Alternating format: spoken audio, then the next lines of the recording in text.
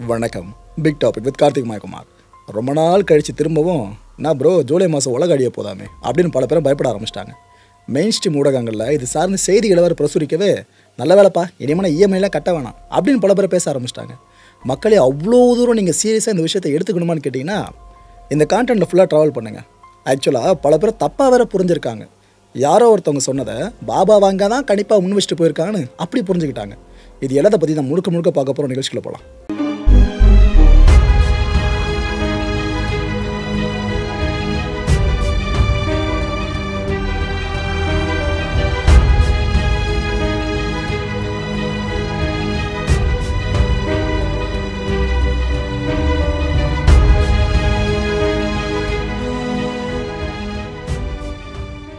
இந்த பாட்டி இவங்களுக்கு பெருசாக அறிமுகம் வேண்டாம். நம்ம சேனலை ஃபாலோ பண்ணுறவங்களுக்கு பாபா வாங்கா அவர்கள்.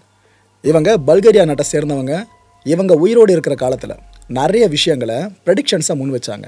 எப்படின்னா அவங்களுக்கு கண் பார்வை போயிடுச்சுங்க. அதுக்கு பிற்பாடு அவங்களுக்கு மனக்காட்சியாக தோன்றும் சில விஷயங்கள் இருக்குல்ல, அந்த விஷன்ஸு அதை எடுத்து குறிப்புகளாக வச்சு எழுதியே இந்தந்த வருஷம் இதெல்லாம் நடக்கலாம்னு சொல்லிட்டு ஒரு பெரிய ப்ரெடிக்ஷன் லிஸ்ட்டே விட்டு போயிருக்காங்க. இவங்க கணிச்ச விஷயங்கள் பல விஷயங்கள் நடந்திருக்கு உலக அளவில். ஸோ அதனால தான் இன்னும் அவங்க பல பேரில் போற்றப்பட்டுக்கிட்டு இருக்காங்க. இந்த தீர்க்க தரிசனம் சார்ந்த நம்பிக்கை இருக்குள்ள அவங்க மத்தியில் போற்றப்பட்டு இருக்காங்க, நாஸ்ட்ராடமஸ்க்கு அடுத்தபடியாக.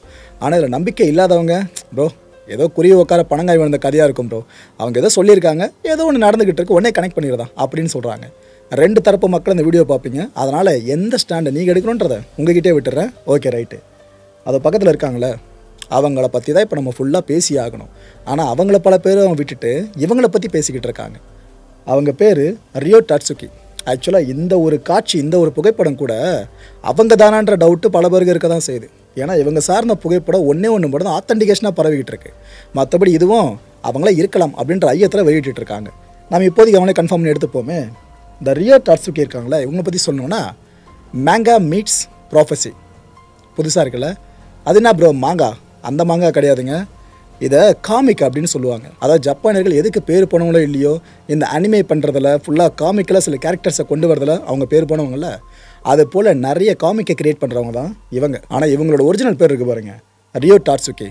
இதை மறந்துட்டு நியூ பாபா வாங்க அப்படின்னும் ஜூனியர் பாபா வாங்க அப்படின்னும் ஜாப்பனீஸ் வாங்க அப்படின்லாம் அழைக்கப்பட்டு இருக்காங்க.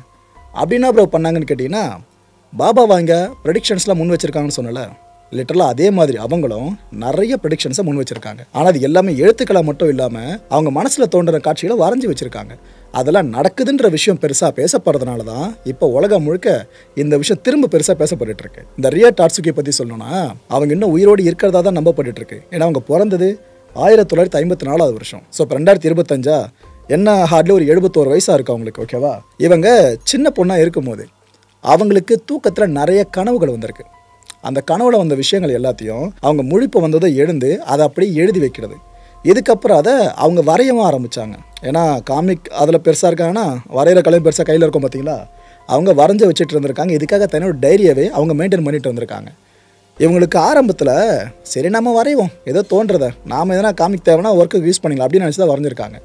ஆனால் போக பார்த்தீங்கன்னா வரைஞ்ச விஷயங்கள்லாம் நடக்க ஆரம்பிச்சிருக்கு. இது அந்த பொண்ணுக்கே பெரிய ஒரு ஆச்சரியத்தை கொடுத்துருக்கான். என்ன நம்ம கனவுல வந்துச்சு, அதை நம்ம வரைஞ்சி வச்சோம், சில வருஷங்கள் சில நாட்கள் கழித்து நடக்குதுன்னு அவங்களுக்கு பெரிய க்யூரியாசிட்டி. சரி இதுக்கப்புறம் நம்ம ரொம்ப இதை சீரியஸாக எடுப்போன்னு இந்த விஷயத்தை சீரியஸாக எடுக்க ஆரம்பித்தாங்க. இப்படி சீரியஸாக எடுத்தவங்க ஒரு நாளும் கனவுல வர்ற விஷயங்களை காட்சிகளை அப்படியே வரைஞ்சி வைக்கிறாங்களா, இது எல்லாத்தையும் சேர்த்து வச்சு த ஃபியூச்சர் ஐ சா அப்படின்ற புக்கு ஒன்றத்தை வெளியிடுறாங்க. எப்போது 1999 அந்த புத்தகம் வெளியிடப்படுது. இந்த ஆங்கிலத்தோட தமிழாக்கம் உங்களுக்கே புரிஞ்சிருக்கும். நான் கண்ட கனவுப்பான், நான் ஃப்யூச்சர் சார்ந்து சில விஷயங்களை கனவாக கண்ட நம்புகிறேன், அதை இதில் குறிப்பாக வச்சுட்டு போகிறேன் அப்படின்னு அந்த புத்தகத்தோட சாராம்சம். இந்த புக்கு வெளியானதும் இதை தூக்கி கொண்டாடினவங்களை விட விமர்சித்தவங்க தான் அதிகம். அதுவும் புக்கை விடுங்க, இந்த டாட்சுகி இருக்காங்களே அவங்கள பயங்கரமாக விமர்சனம் பண்ணாங்க. அதாவது என்னென்னா அந்த பொண்ணு எவ்வளவோ ட்ரை பண்ணிச்சு, நிறைய காமிக்கல் ரீதியாக பெருசாக ஹிட் ஆகணும் உலகம் முழுக்கன்னு, ஆனால் பெருசாக ஹிட் ஆக முடியல. இது போல் உலக அழியிறது, இது போல் நெகட்டிவான விஷயம் அதெல்லாம் பேசினா பொண்ணு கண்டிப்பாக ட்ரெண்ட் ஆகிடும். அந்த ஒரு பிஸ்னஸ் மைண்டில் தான் இந்த பொண்ணு இந்த வேலையை பார்த்துருக்கு, புகழ் தேடி இந்த பொண்ணு வேலையை பார்த்துருக்குன்னு ஜப்பானுக்குள்ளேயே பல பேர் விமர்சனங்களை முன் வச்சாங்க. அந்த புக்கு ரிலீஸ் ஆனால் உடனே ஓகேவா இந்த விமர்சனம் முன் வைக்கப்படுது. ஆனால் ஒரு உண்மையை சொல்லட்டுமா, அந்த பொண்ணு புகழ் தேடுற பொண்ணே கிடையாது. நீங்கள் இன்டர்நெட்டில் போயிட்டு அவங்க பேரை போட்டு சர்ச் பண்ணி பார்த்தாலும் மேக்ஸிமம் உங்களுக்கு இந்த ஒரு புகைப்படம் வரும். இதுதான் உலகம் அறிஞ்சு அவங்களோட முகம். ஓகேவா, இது இல்லைனா முன்னாடி காமிச்ச பாருங்க ஃபர்ஸ்ட் ஸ்லைடில் அந்த பிக்கு வரும், அதிகபட்சம் அவ்வளோதான்.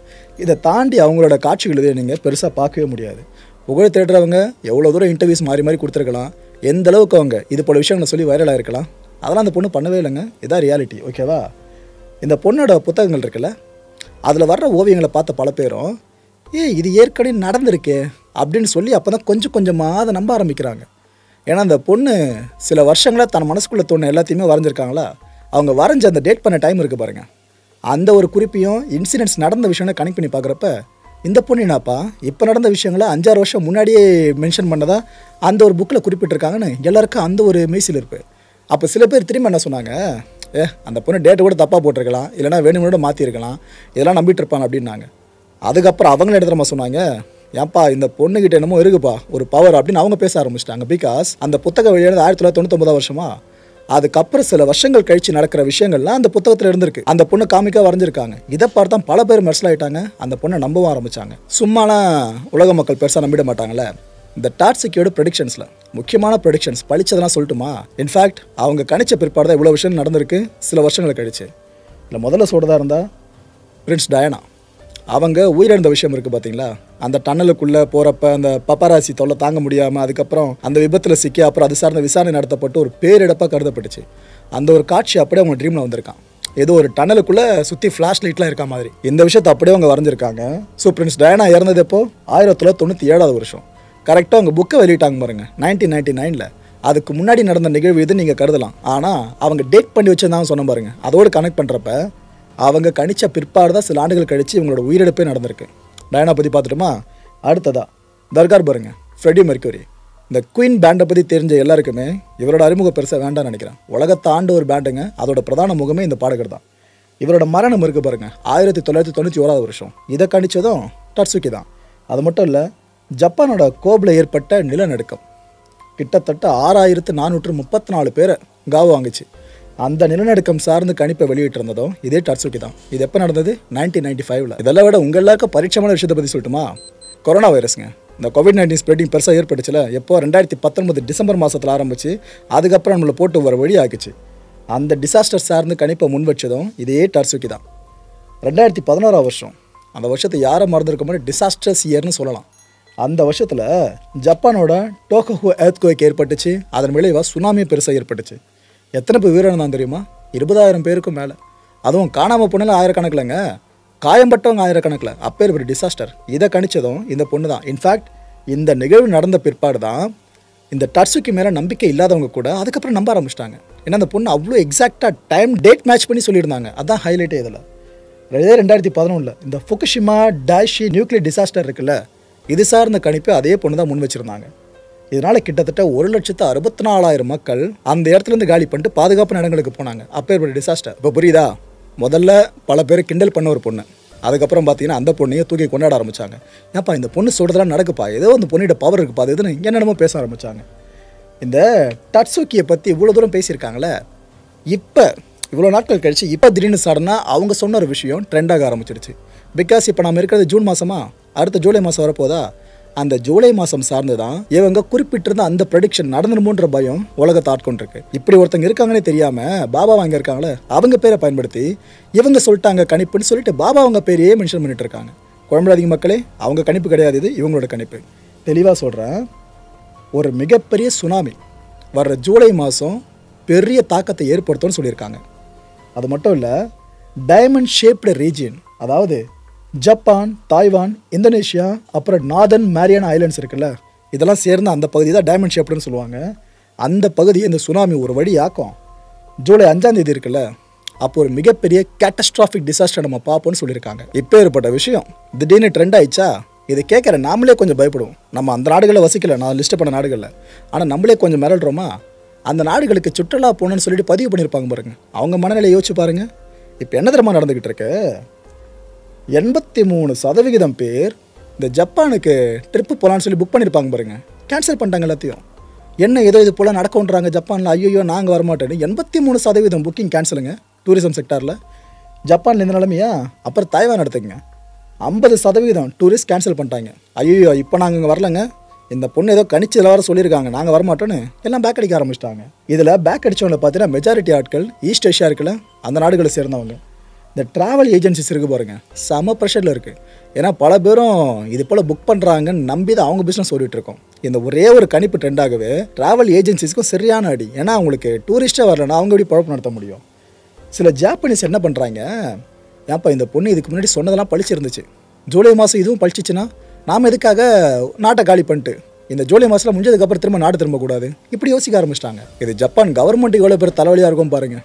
அந்த லோக்கல் கவர்னர் என்ன தெரியுமா சொல்லியிருக்காரு, இப்போது ஏன்ப்பா அந்த பொண்ணு ஏதோ சொல்லிச்சுன்னாப்பா இது போலாம் பண்ணுறீங்க, அதெல்லாம் நடக்குமானே தெரில, எதுக்கு இது போல் நீங்கள் பயப்படுறீங்க அப்படின்னு கேட்குறாங்க.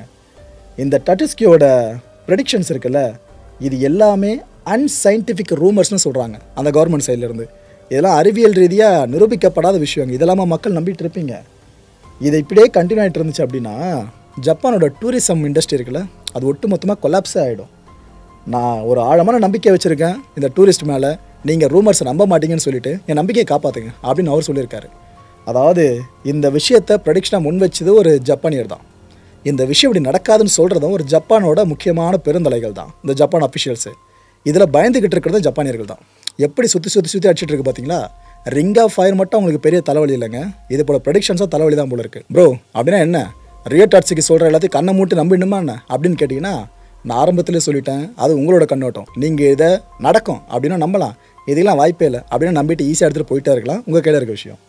ரியல் டாட்ஸுக்கு ஒரு முறை என்ன நம்ம சொன்னாங்க, இதை பற்றி மக்கள்கிட்ட நான் கேட்டுக்கிறது ஒரே ஒரு விஷயம் தான், என்னோட ப்ரெடிக்ஷன்ஸை நீங்கள் ரொம்ப சீரியஸாக எடுத்துக்காதீங்க. ஏன்னா என் கனவுல எதுக்காக அந்த காட்சிகளை வந்துச்சு என்னன்னு தெரியல, பட் நான் எழுந்து வரைகிறப்ப அது காலப்போக்கில் நடந்துருது. அதில் என்னாலே பெருசாக டிஃபைன்லாம் பண்ணி சொல்ல முடியல, ஏதோ நடந்துக்கிட்டு இருக்கு. அதனால் இந்த எக்ஸ்பர்ட் ஒப்பீனியன்ஸ் இருக்குல்ல, அதை மட்டும் மக்கள் கேளுங்க.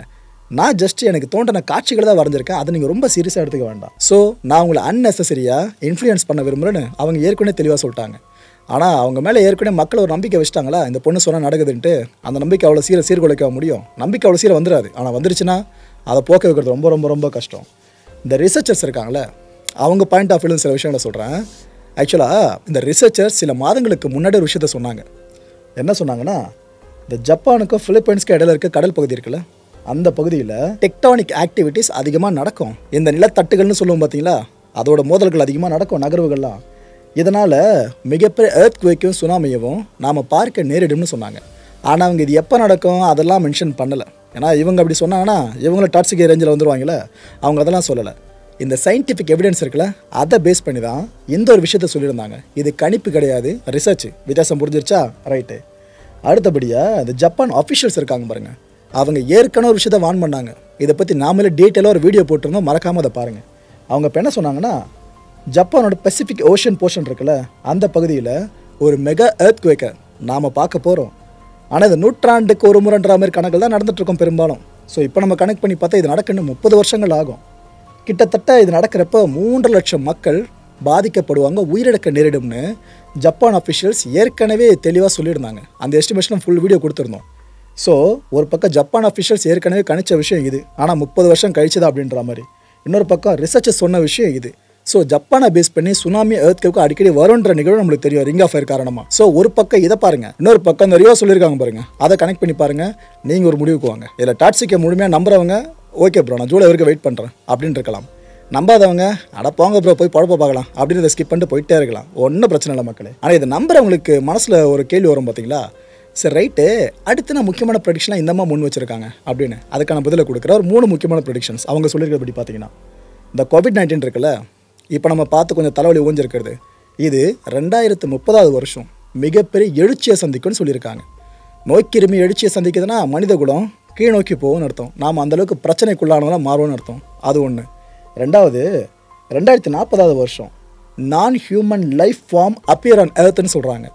அதாவது மனுஷன் அல்லாத உயிரினம் இந்த பூமியில் தோன்றும்னு அர்த்தம்.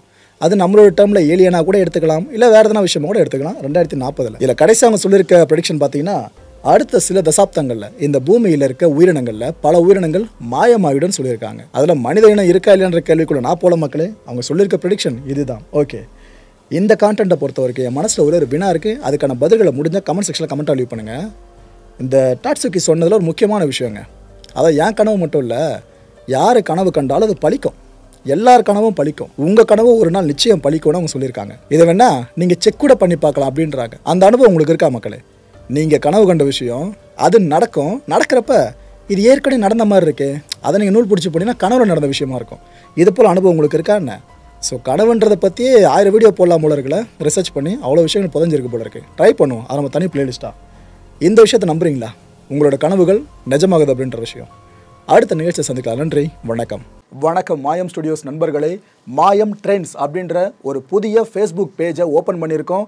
நீங்கள் யூடியூப்பில் பார்த்துட்டு இருக்கீங்களா நம்மளோட கான்டென்ட்ஸ்லாம். இதெல்லாம் விட ஒரு படி மேலே ரொம்ப கிறிஸ்பாகவும் ரொம்ப சூப்பராகவும் நிறைய கான்டென்ட்ஸ் உங்களுக்கு இந்த பேஜில் காத்துட்ருக்கீங்க. ஸோ உடனடியாக ஃபேஸ்புக் பிளாட்ஃபார்ம் போங்க, மாயம் ட்ரெண்ட்ஸ்னு டைப் பண்ணி சர்ச் பண்ணி நம்ம பேஜை ஃபாலோ பண்ணுங்கள். அப்படியே நம்ம சேனலையும் நீங்கள் சப்ஸ்கிரைப் பண்ணிட்டீங்க அப்படின்னா இன்னும் நிறைய புது கான்டென்ட்ஸை உங்களுக்காக ப்ரொடியூஸ் பண்ணி கொடுத்துக்கிட்டே இருப்பாங்க. நீங்கள் பண்ணுற ஒவ்வொரு சப்ஸ்கிரிப்ஷனும் எங்களுக்கு பெரிய மோட்டிவேஷனாக அமையும்.